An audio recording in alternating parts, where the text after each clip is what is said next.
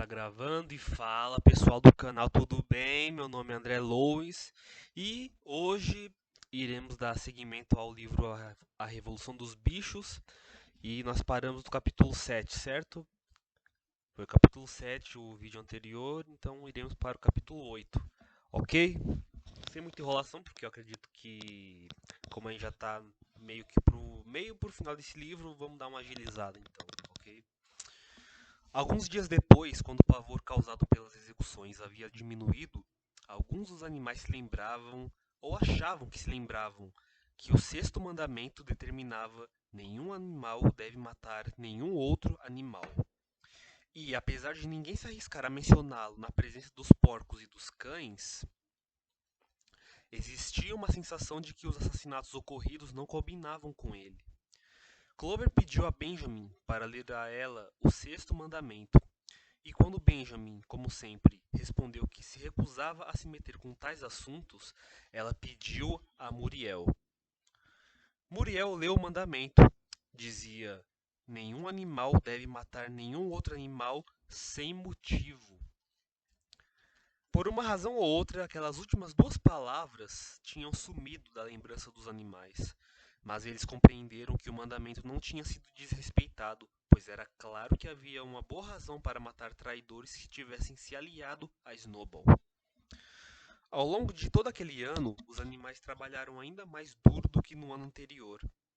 Reconstruir o moinho com paredes duas vezes mais grossas do que antes, terminá-lo no prazo paralelamente ao trabalho normal da fazenda, era um esforço tremendo. Em certos momentos, eles tinham a impressão de trabalhar mais e de comer menos do que na época de Jones. Nos domingos de manhã, Squealer, segurando com a pata mais longa, com a pata uma longa tira de papel, lia listas com números, provando que a produção de todos os tipos de alimento havia aumentado 200%, 300% ou 500%, conforme o caso. Então é aquela estratégia. Joga número, joga dado, como ninguém tem como provar que está certo ou errado, então que se lasque. Os animais não viam motivo para não acreditar nele, principalmente porque já não se lembravam com muita clareza de como eram as coisas antes da Revolução.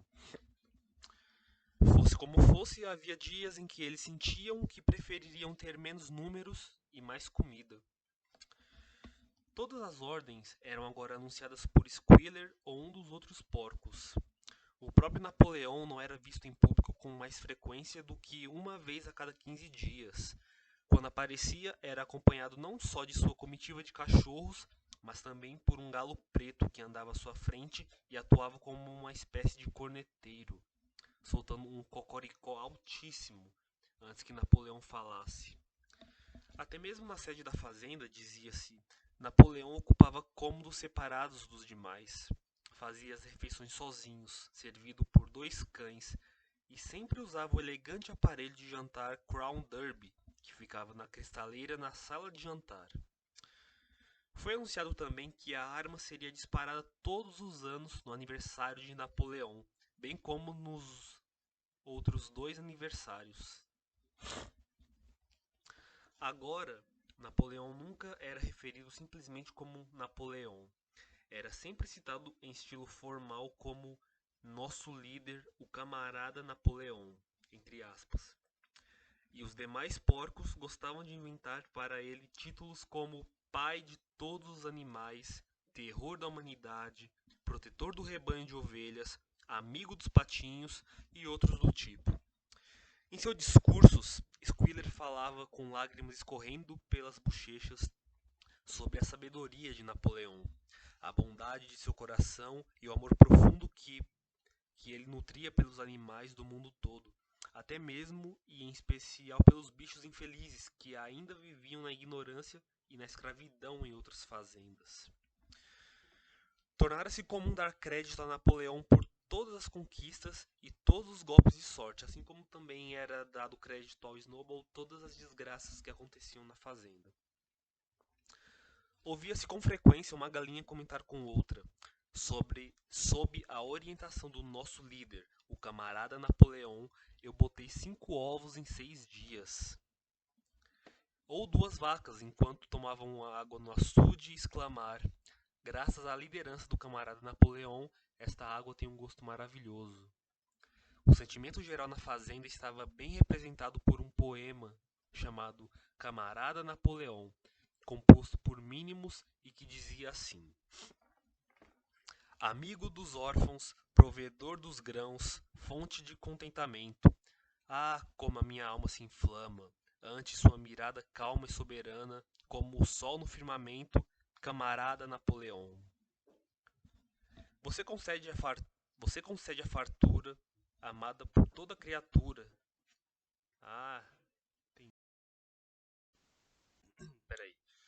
Você concede a fartura, amada por toda criatura, palha para deitar, barriga cheia todo dia. Todos os bichos, grandes ou pequenos, dormem em suas baias tão serenos, pois você com tamanho zelo tudo vigia, camarada Napoleão. Se eu tivesse um leitãozinho antes que ele virasse adulto e crescesse como um inculto, ele acima de tudo aprenderia a lhe ser leal e ter o devido carinho, e desde o primeiro guincho diria, camarada Napoleão. Pessoal, se tiver algum. Se vocês perceberem algum corte no vídeo é porque eu tive que pausar porque chegou uma pessoa aqui e atrapalhou a gravação, ok? Normal. Napoleão aprovou o poema e o fez ser inscrito na parede do grande celeiro, no canto oposto aos 7 mandamentos. A composição foi coroada por um retrato de Napoleão, de perfil, pintado por Squiller com tinta branca. Enquanto isso, por intermédio de Whymper, Napoleão envolvia-se em complicadas negociações com Frederick e Pilkington. A pilha de tábuas ainda não fora vendida. Dos dois, Frederick era o mais ansioso por colocar as mãos nela, mas não oferecia um preço razoável. Ao mesmo tempo, corriam boatos renovados quando os quais Frederick e seus homens estavam tramando um ataque contra a fazenda dos animais e a destruição do moinho, cuja construção provocava nele uma inveja violenta. Sabia-se que Snowball ainda estava escondido na fazenda Pintfield. No meio do verão, os bichos ficaram assustados ao ouvir que 3 galinhas haviam se apresentado para confessar que, inspiradas por Snowball, tinham entrado em um complô para assassinar Napoleão. Elas foram executadas imediatamente, e novas precauções quanto à segurança de Napoleão foram tomadas.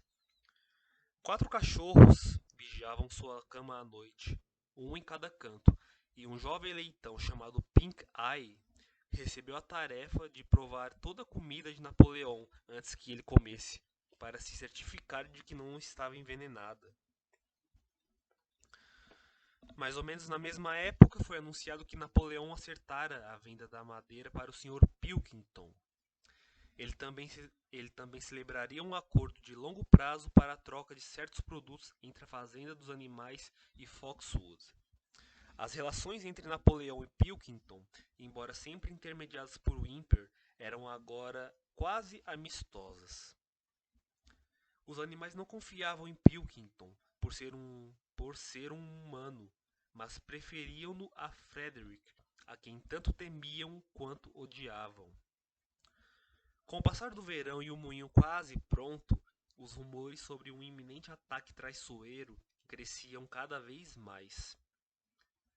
Os rumores sobre... Engraçado que todos esses rumores e boatos nunca sabem se de onde teve início, né? Nunca se sabe de onde vieram, né? Só surgiu.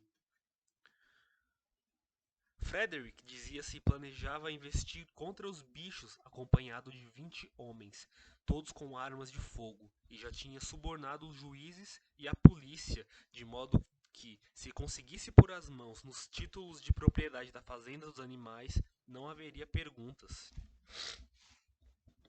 Além disso, vazavam de Pintfield histórias pavorosas sobre as crueldades que Frederick praticava contra seus animais, que ele tinha açoitado um cavalo velho até a morte, que matava as vacas de fome, que tinha matado um cão jogando-o na fornalha, que se divertia à noite obrigando os galos a brigar, usando lascas de lâminas amarradas às esporas. Aquela famosa rinha de galo que a gente conhece. O sangue dos bichos fervia de raiva quando ouviam sobre as coisas que eram feitas contra seus camaradas, e algumas vezes gritavam, pedindo permissão para atacar a fazenda Pinkfield em conjunto, expulsar os humanos e libertar os animais. Mas Squealer os aconselhava a evitar atitudes precipitadas e a confiar na estratégia do camarada Napoleão. Ainda assim, o repúdio a Frederick seguia imenso. Certo domingo de manhã, Napoleão apareceu no celeiro e explicou que nunca, jamais tivera a menor intenção de vender as tábuas de faia para Frederick, que considerava abaixo de sua dignidade de lidar com o patife daqueles. Os pombos que ainda voavam para espalhar as notícias da Revolução eram proibidos de pousar em qualquer ponto de Foxwood e tinham sido instruídos a substituir o antigo lema Morte à Humanidade, que era o antigo lema que eles gritavam para as fazendas vizinhas, por Morte a Frederick. Então eles trocaram Morte à Humanidade por Morte a Frederick, uma pessoa, uma, uma pessoa, literalmente, só um alvo, não uma raça como a humanidade. No fim do verão, mais uma das maquinações de Snowball foi revelada. A safra de trigo estava cheia de ervas daninhas e descobriu-se que em uma de suas visitas noturnas, Snowball havia misturado sementes da praga a sementes de milho. Um ganso que tinha conhecimento da tramóia confessou sua culpa a Squealer.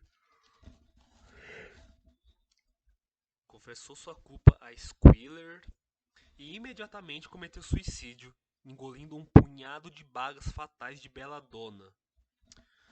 Os animais também aprenderam que Snowball jamais havia recebido, como muitos deles acreditavam até então, a ordem de Herói Animal Primeira Categoria, que era aquela primeira medalha que ele ganhou, que ele supostamente tinha ganhado na Batalha do Estábulo, né? Supostamente. Aquilo era apenas uma lenda espalhada pouco depois da Batalha do Estábulo pelo próprio Snowball. Bem ao contrário de ter sido condecorado por bravura, ele tinha sido censurado por covardia durante a batalha. Mais uma vez, alguns dos animais ouviram isso com certo espanto, mas Squealer logo conseguiu convencê-los de que suas lembranças estavam incorretas. Como eu falei, o Squealer era tão bom orador que ele fazia os animais se esquecerem das próprias lembranças, né? Tá.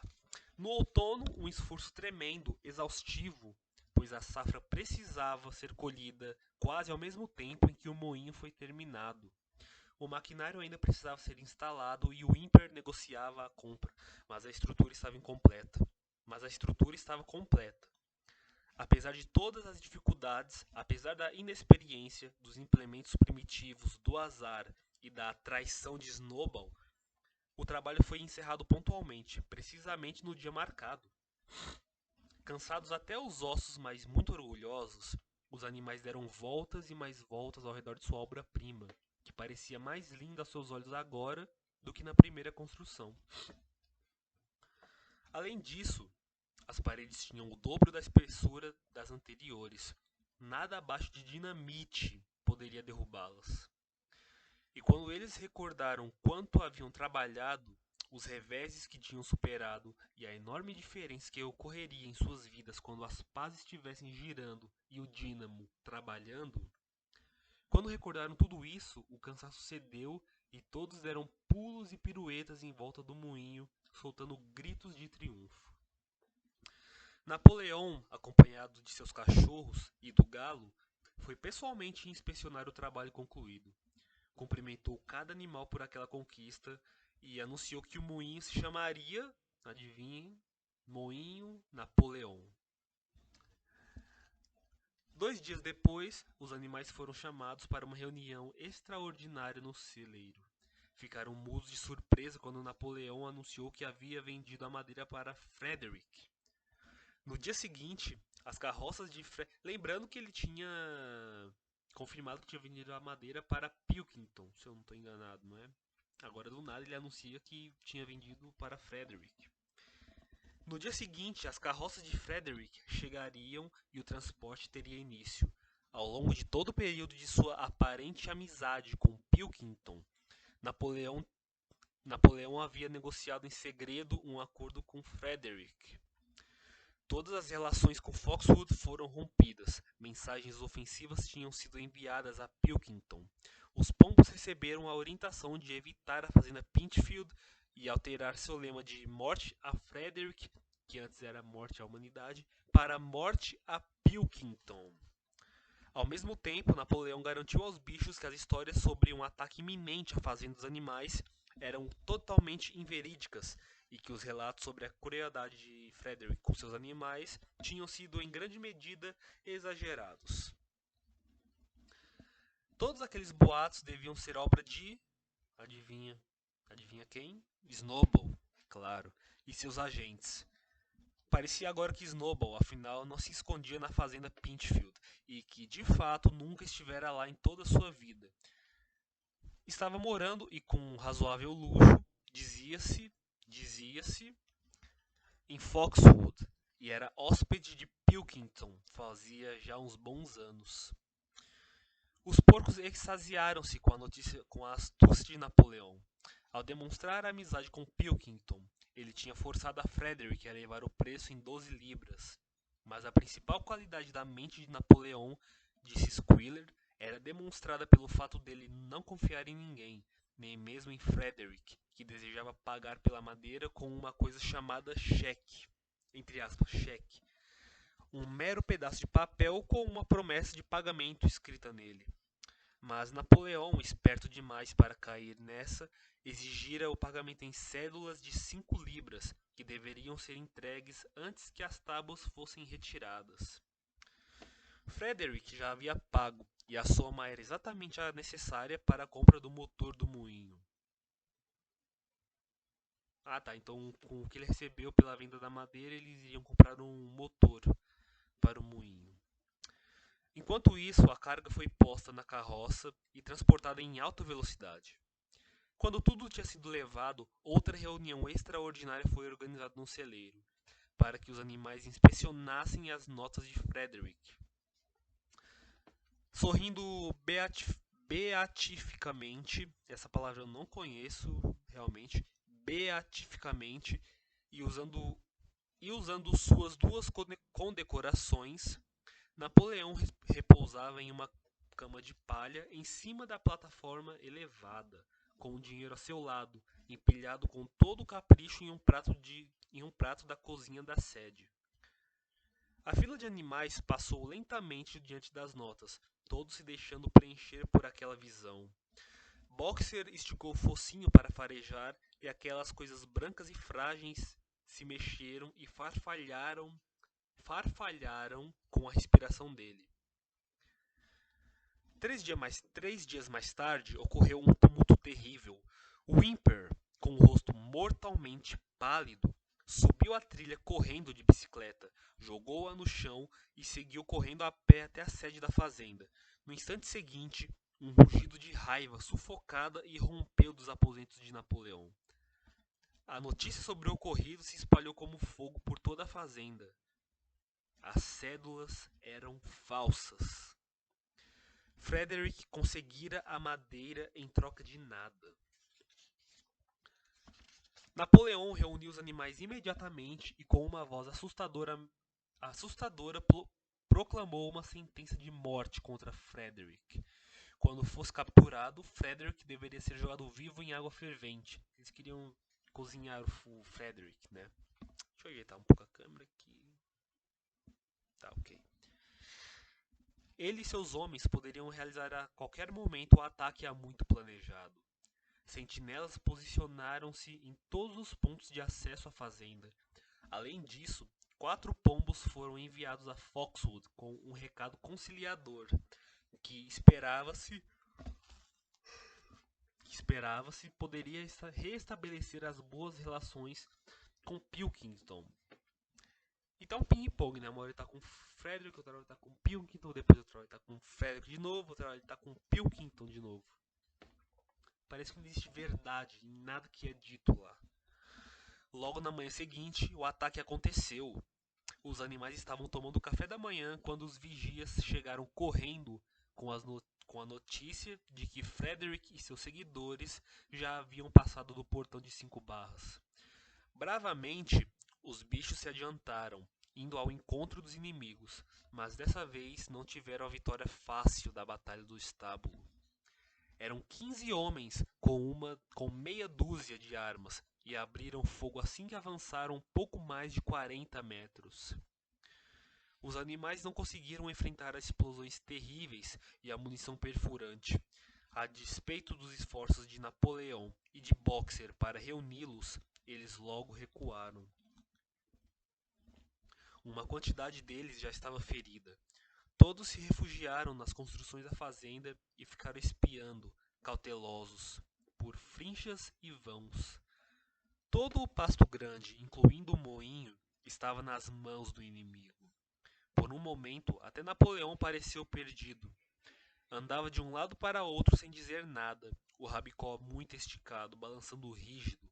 Olhares ansiosos foram lançados na direção de Foxwood. Se os homens de Pilkington os ajudassem, o dia ainda poderia ser salvo. Mas nesse momento, os 4 pombos, que tinham sido enviados em missão do dia anterior, voltaram, e um deles trazia um bilhete de Pilkington. No papel estavam escritas a lápis as seguintes palavras: Bem feito. Enquanto isso, Frederick e seus homens tinham subido até o moinho. Os animais observavam, soltaram um murmúrio de desânimo. Um homem segurava um pé de cabra e outro uma marreta. Iam destruir o moinho. De novo, né? Impossível! Gritou Napoleão. Nós construímos paredes grossas demais para isso. Eles não conseguiriam derrubá-las nem em uma semana. Coragem, camaradas! Benjamin observava atentamente os movimentos dos homens. Os dois que seguravam as ferramentas cavavam um buraco perto da base do moinho. Devagar e com um ar quase divertido, Benjamin mexeu o longo focinho. Foi o que eu pensei, ele disse. Vocês não percebem o que eles estão fazendo? Mais um instante e vão encher aquele buraco de pólvora. Apavorados, os animais aguardaram. Era impossível arriscar-se para fora do abrigo das construções. Poucos minutos depois, os, Poucos minutos depois, os homens foram vistos correndo em todas as direções, dispersando, né? Como quando você planta uma bomba e o pessoal corre, cada um para um lado, para fugir do raio de impacto. Poucos minutos depois, os homens foram vistos correndo em todas as direções. E em seguida houve um estrondo ensurdecedor. Os pombos giraram no ar e todos os animais, exceto Napoleão, se jogaram de bruços no chão, protegendo a cabeça. Quando, quando tornaram a se levantar, viram uma gigantesca nuvem de fumaça preta onde antes ficava o moinho. Lentamente a brisa a dissipou. O moinho deixara de existir. Diante daquela visão, Diante daquela visão, a coragem voltou aos animais. O medo e o desespero que haviam sentido um minuto antes desapareceram sobre a fúria que sentiam contra aquele ato cruel e desprezível. Um poderoso grito de vingança se elevou e, sem esperar uma ordem, os bichos se reuniram e partiram em bloco para cima do inimigo. Dessa vez não se importaram com as rajadas cruéis que os atingiam como uma saraivada de granizo. Foi um combate amargo e selvagem. Os homens dispararam muitas e muitas vezes, e quando os animais chegaram mais perto, atacaram com bastões e as pesadas botinas. Uma vaca, 3 ovelhas e 2 gansos foram mortos, e quase todos saíram feridos. Até Napoleão, que ficou na retaguarda comandando a operação, teve a ponta do rabicó arrancada por um tiro. Mas os homens também não escaparam ilesos. 3 deles tiveram a cabeça esmagadas pelas patas de Boxer. Um foi atingido na barriga pelo chifre de uma vaca, outro teve a calça quase arrancada por Jesse e Bluebell. E quando os 9 cães da guarda particular de Napoleão, a quem ele ordenou que fizessem um desvio sob a proteção da SEB, apareceram de repente pelas laterais, latindo ferozmente, o pânico tomou conta dos homens. Eles perceberam que corriam um risco de ser cercados. Frederick gritou que fossem embora enquanto ainda era possível, e no instante seguinte o inimigo, acovardado, fugia para salvar sua vida. Os animais o perseguiram até o fim do campo e ainda desferiram uns chutes finais enquanto os humanos forçavam passagem pelo meio da cerca viva. Eles tinham vencido, os animais, mas estavam cansados e sangrando. Lentamente começaram a mancar de volta à fazenda. Alguns foram levados às lágrimas pela visão dos companheiros mortos esticados sobre a grama. Por um breve momento eles pararam, em pesaroso silêncio, no local onde antes ficava o moinho. Sim, a construção havia sumido. Todo o trabalho que tinham feito desaparecera até quase o último vestígio. A fundação estava parcialmente destruída, e para a reconstrução eles agora não poderiam, como antes, usar as pedras caídas, porque as pedras tinham virado pó. A força da explosão lançara-as a centenas de metros. Era como se o moinho nunca tivesse existido. Quando os animais se aproximaram da fazenda, Squealer, que tinha estado inexplicavelmente ausente durante a luta, foi recebê-los saltitando, agitando o rabicó e resplandecendo de satisfação. E os bichos escutaram, vindo das edificações, o disparo solene de uma arma. Por que a arma foi disparada? Perguntou Boxer.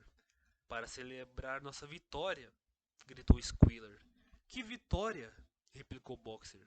Seus joelhos sangravam. Ele havia perdido uma ferradura e rachado o casco, e uma dúzia de projéteis estava alojada em sua pata traseira. Que vitória, camarada! Pois nós não expulsamos o inimigo do nosso solo, o solo sagrado da fazenda dos animais. Mas eles destruíram o moinho, e nós trabalhamos ali por 2 anos. Que importa? Construiremos outro moinho. Construiremos 6 moinhos, se quisermos. Você não está conseguindo avaliar, camarada, a coisa poderosa que fizemos hoje. O inimigo ocupava esse exato pedaço de chão onde estamos agora. E graças à liderança do camarada Napoleão, nós reconquistamos cada centímetro dele. Então, conquistamos de volta o que já tínhamos antes, comentou Boxer. Esta é a nossa vitória, disse Squealer. Eles avançaram para o pátio, Boxer cocheando. As balas alojadas sob a pele da pata provocavam muita dor. Boxer anteviu todo o trabalho árduo de reconstrução do moinho desde a fundação e mentalmente já se preparou para a tarefa. Pela primeira vez, porém, ocorreu-lhe que tinha 11 anos e que talvez seus músculos maravilhosos já não fossem o que costumavam ser. Então o Boxer tinha 11 anos. Em idade de cavalo, isso daí seria quanto em humanos? Talvez 50, 60? Mas, quando os animais viram a bandeira verde hasteada, ouviram o ruído de disparos mais uma vez, foram 7 disparos no total, e escutaram o discurso que Napoleão fez, cumprimentando-os por sua conduta, pareceu-lhes que, afinal, tinham conquistado uma grande vitória. Os animais tombados em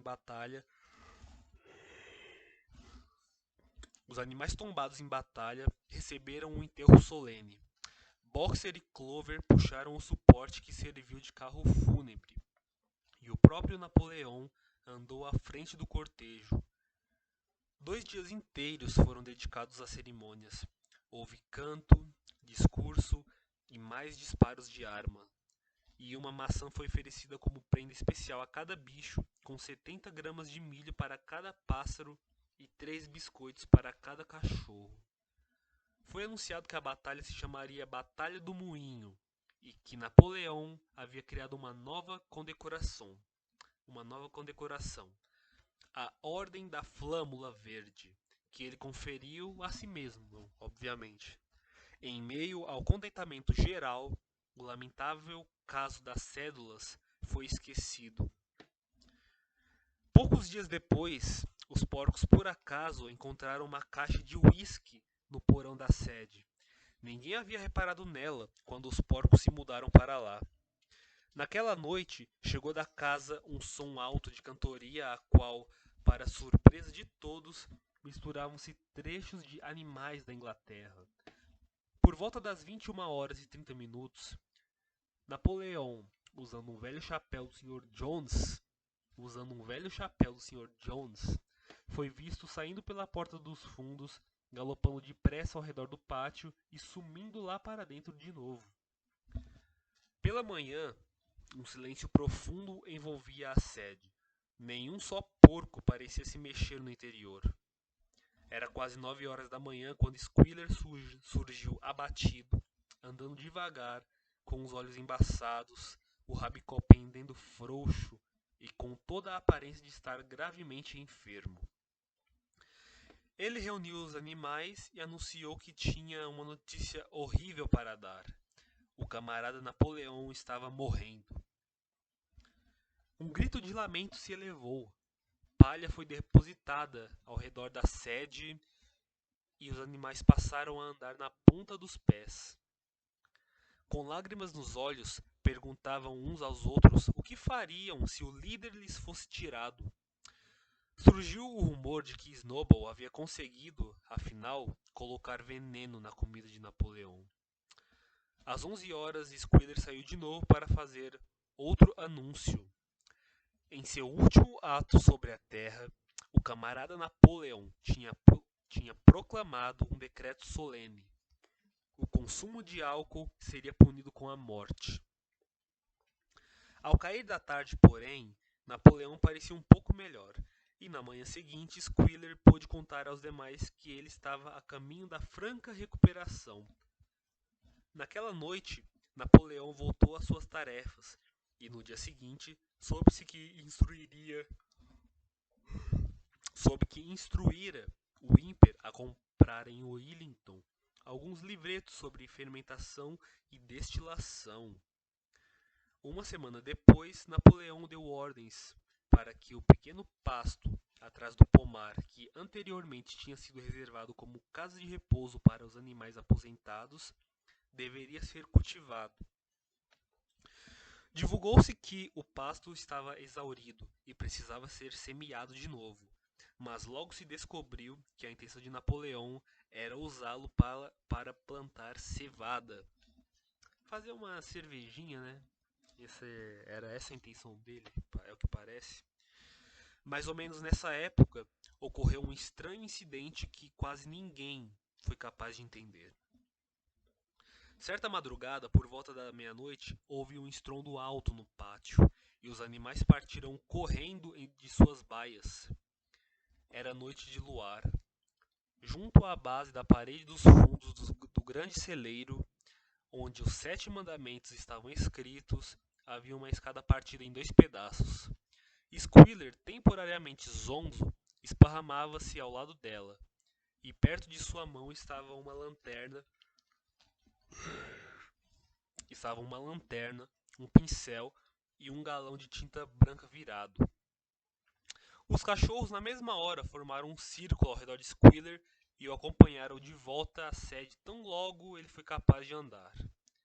Nenhum dos animais conseguiu formular uma ideia sobre o significado daquilo, exceto para o velho Benjamin, que balançou o longo focinho com um ar entendido e pareceu compreender tudo, porém não disse nada. Alguns dias depois, Muriel, relendo os 7 mandamentos para si mesma, percebeu que havia mais um dentre eles que os bichos tinham decorado com erro. Eles pensavam que o 5º mandamento era: nenhum animal deve beber álcool. Mas tinha-se esquecido de 2 palavras. O mandamento, na verdade, dizia: nenhum animal deve beber álcool em excesso. E esse é o fim do capítulo 8 de A Revolução dos Bichos. Eu sempre confundo Revolução dos Bichos com Revolução dos Animais, porque na minha cabeça é Animal Farm e acabo misturando os dois. Mas deu pra entender, certo? Então foi isso, gente. Esse foi o capítulo 8. No próximo vídeo iremos dar seguimento no capítulo 9 e o livro tá acabando, ó. Isso aqui foi o que já foi e só falta isso daqui, ó. Esse livro é bem curtinho, né? Como eu falei antes, foi por isso que eu escolhi ele para gravar essa série de vídeos, né? Porque é um livro bem simples e rápido de discorrer. Então é isso. Esse foi o vídeo de hoje. Obrigado a todos que assistiram e até a próxima.